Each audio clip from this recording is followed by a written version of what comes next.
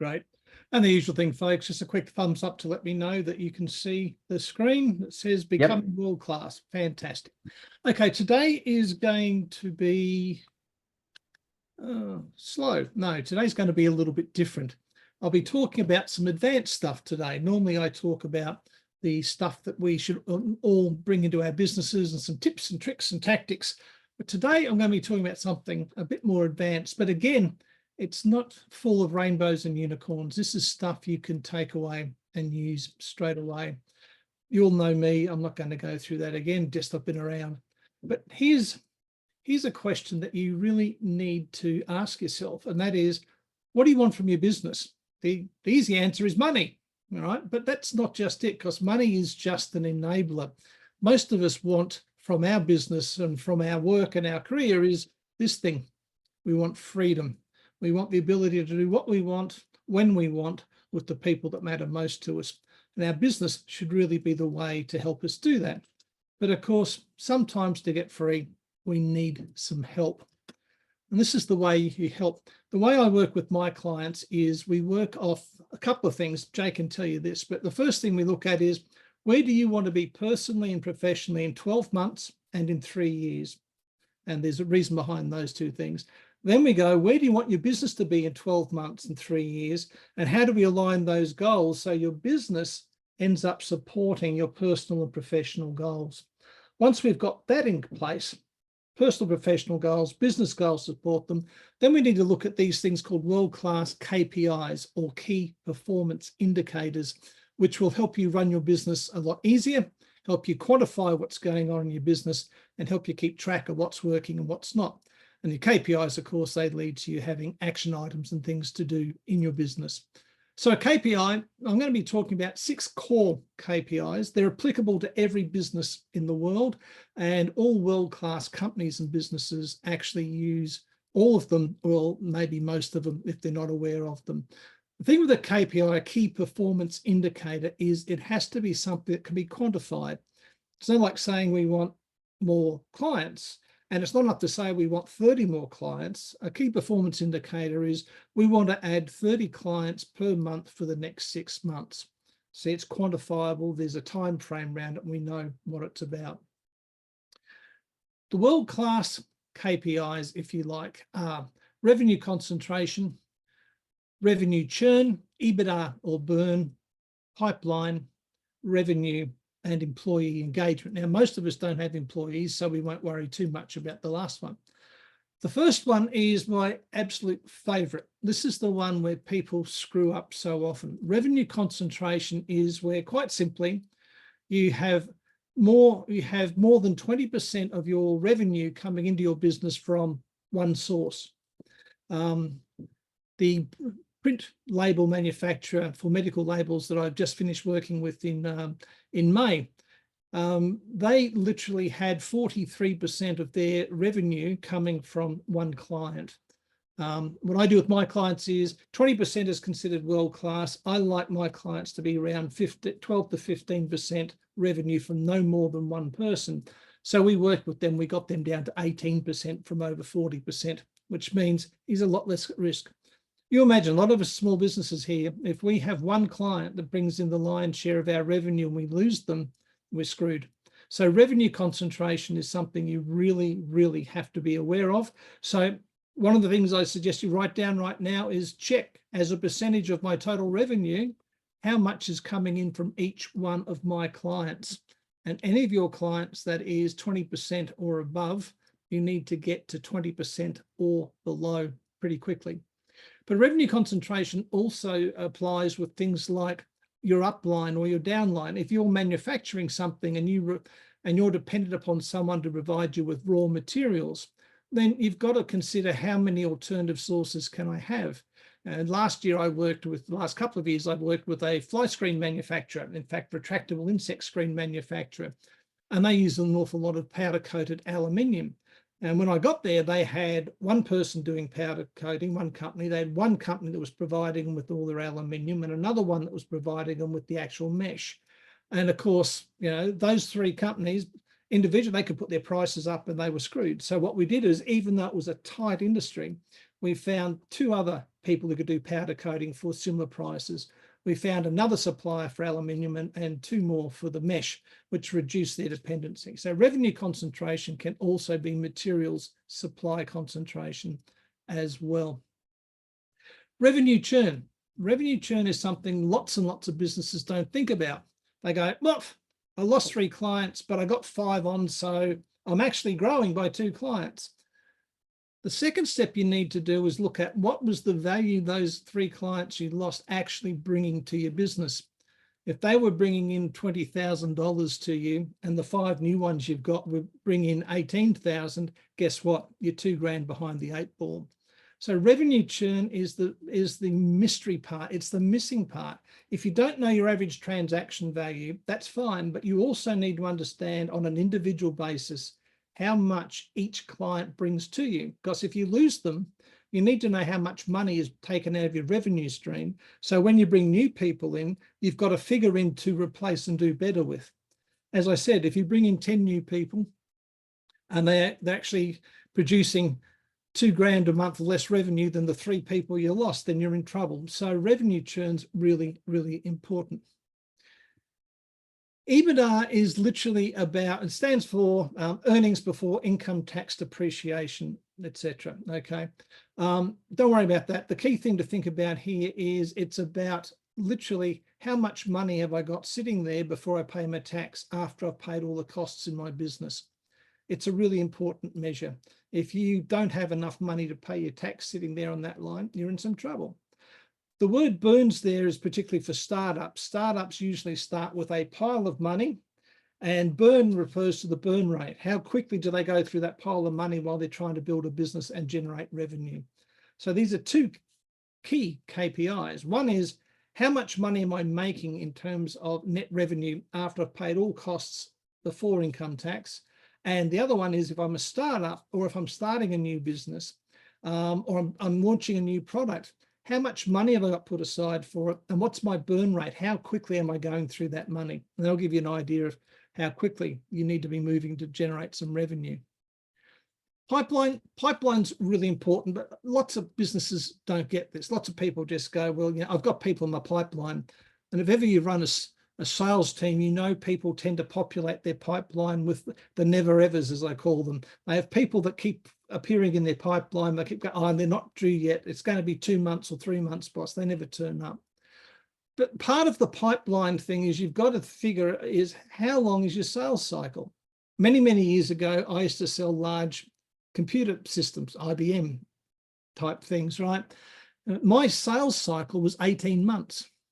It used to take 18 months from first contact to actually having a contract signed to me getting paid very handsomely. But it was 18 months. So my pipeline had to be full of lots and lots of people. So I wasn't 18 months between getting paid all the time. This is the thing with your pipeline. You need to understand from the first contact with someone to the time they pay you some money and it hits your bank, how long is that? And then you've got to look at that and go, right, I need to fill my pipeline so I have money coming in every week or every fortnight that suits my sales cycle. And of course, if your sales cycle is too long, then you need to look at maybe shortening it. But lots of people think pipeline is simply having some people who put their hand up and say, oh yeah, I'm interested, or let's talk next week. That's not a pipeline.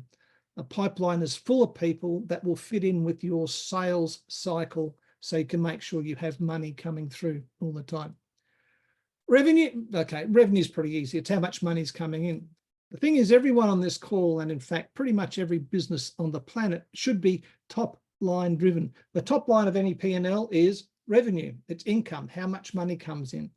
Lots and lots of people get caught up in looking at other parts of the P&L or their business. None of it matters if you don't have sufficient money coming in at the top line to pay for everything else underneath it, all right? Don't get me wrong, controlling costs is very important. Understanding variable costs is important.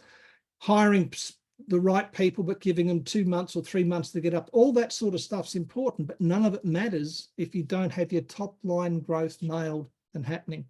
So you've got to understand that. And the other thing too is you might say revenue's up 17%. And then you look at your industry and find your industry grew by 25%, which means your business is actually going backwards. So revenue is not just about the money coming into your business. It's about the money your competitors or people in your industry are making. The ATO's got a thing on these sorts of benchmarks, which you can go ATO industry benchmarks. There's a whole lot of them there. You can look at your industry and see what you're doing. I had a chiropractor as a client a couple of years ago, and he was really excited about how we were building his business. And I was excited too. It was huge. We really added about 70% to his business in 6 months. But when I did the industry analysis, he was still about 15% behind the average for his particular style of chiropractic. We fixed that. But if I hadn't taken the trouble to check the industry stats, then he would have got very, very happy with it. But his business actually would have been losing market share in what's a very competitive industry. So revenue, it should be top line focused, but you should understand what the revenue growth is across your industry or your competitors to make sure you're generally still growing your business. And employee engagement, well, we want to attract and retain people. Now, a lot of us may not have staff. Personally, I've got 2 VAs. It's me and 2 VAs. That's all I need, and I love it. But I've run businesses with up to 25,000 staff in them. And the way you retain staff is you've got to make sure they feel valued.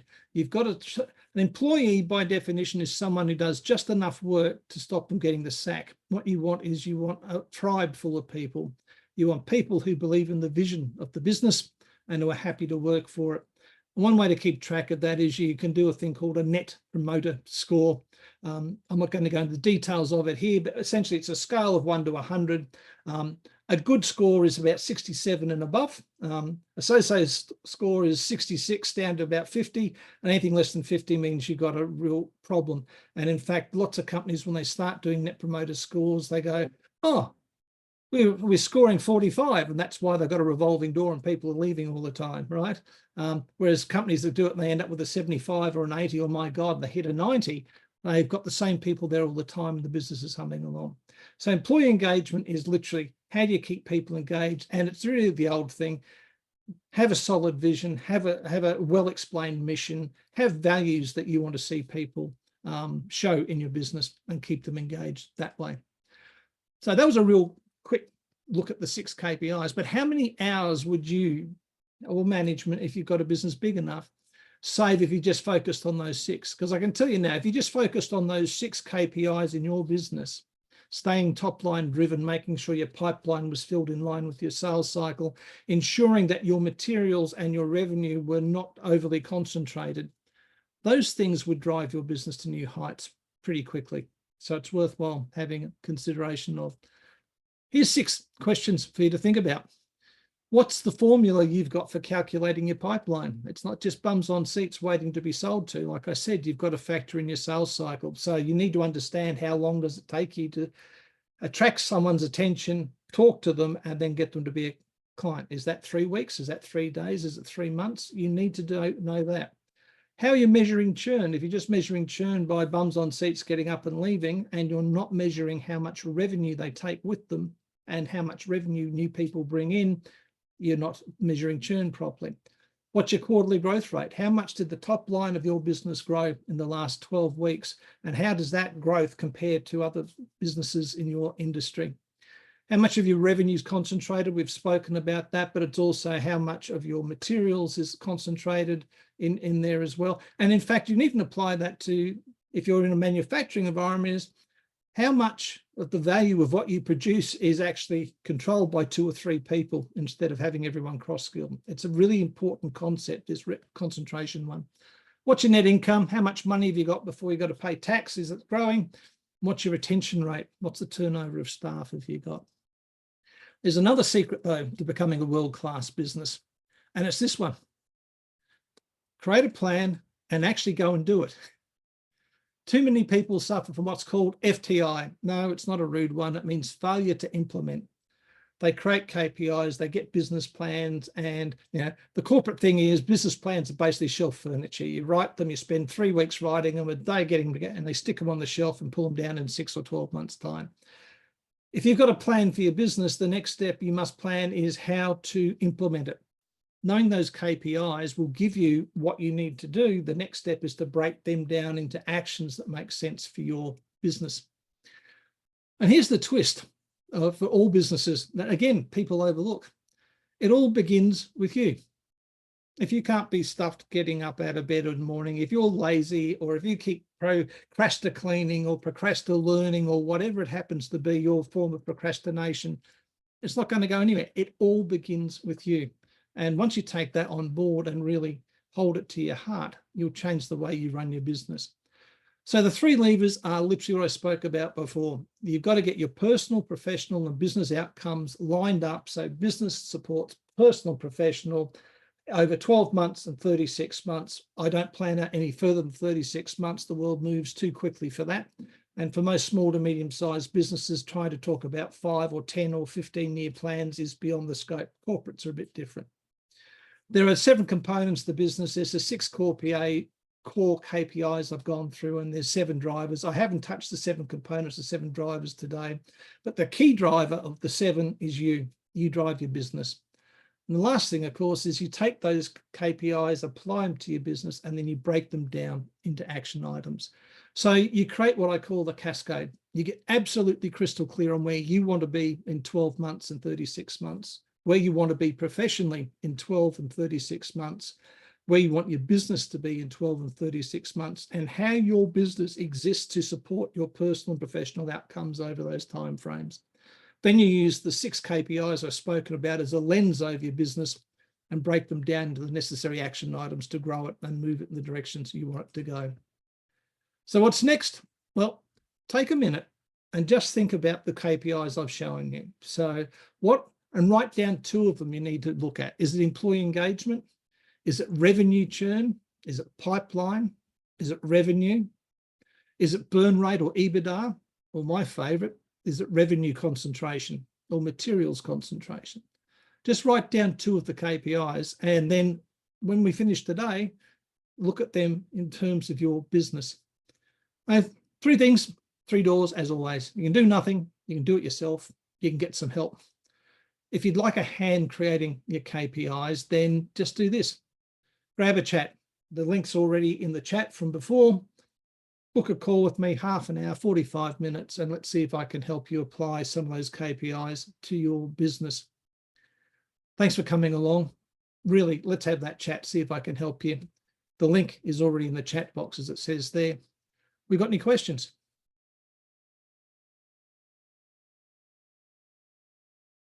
Yeah, if you can stop sharing your screen first of all. If anybody you've got any questions, put your hand up. First thing I'd like to ask you, how much time would an average business need to spend doing looking at those KPIs, and how often? I would probably suggest that you dig deep into them once a quarter, and that you review the main ones, the most pertinent ones to your business on a weekly or fortnightly basis. Revenue concentration is something that lends itself to when you get your monthly P&L or your bookkeeper gives you figures. It's a great way to find that out. Some of the things there, like, your pipeline, you should be on top of your pipeline all the time, but maybe employee retention is not so important. It'll vary towards the business, but also vary depending upon your particular way of running your business. The key thing is to understand and apply which ones of those 6 KPIs are most, as I say, world-class companies and businesses use all 6. Excellent. Stuart. That was fantastic, and I love the something that's bobbed around recently with one of our clients who's looking at moving away from one of the services that they're providing, and that could be classed as self-invoked churn, and it started a conversation around there as to assessing clients for a positive churn that you've mentioned there as well. Do you have any steps that people might take to actually go through their database and say, that's an earthquake client? I've heard that term used recently, and to go through and assess who they might want to forcibly move through so that they can reach those goals that you've spoken about. Yeah, they're also called orca clients. They look friendly and playful, but they'll bite your leg off. So yeah, look, everything comes down to how well you know your client. So if you've got a client who is always complaining, if you've got a client who is always late with payments or disputes payments, or they say, I never received, I didn't get your email, they're warning signs that someone's disengaged with your business. There are also further warning signs that their business maybe isn't doing so well. So you can look at those things. The other thing is, I've got a pretty simple test, and it doesn't apply to all our businesses because they're different. But for me, quite frankly, if interview a client to come and work with me, and I wouldn't be happy to have them come around on a Sunday afternoon that share a family barbecue with my near and dear, they don't become a client. Okay. That's my litmus test. Quite simple. Now, occasionally I've got to break that because, well, you have family and you have relatives. You can't necessarily say no to them. And occasionally I have a really good client who'll introduce me to someone who's not right, but they're obligated. But as a general rule of thumb, if I wouldn't have you come round to my place to have a barbecue with me and my family on a Sunday, I don't work with you. So that's one way. That's fair enough. So it's that careful process of like that movie about the vampires. Be careful of who you let in. Yeah, especially when it's a Seventh-day Adventist vampire. Can we talk to you about our Lord and Savior Dracula? Yeah, sorry. Okay. No one else? Okay, I'll just stop the recording.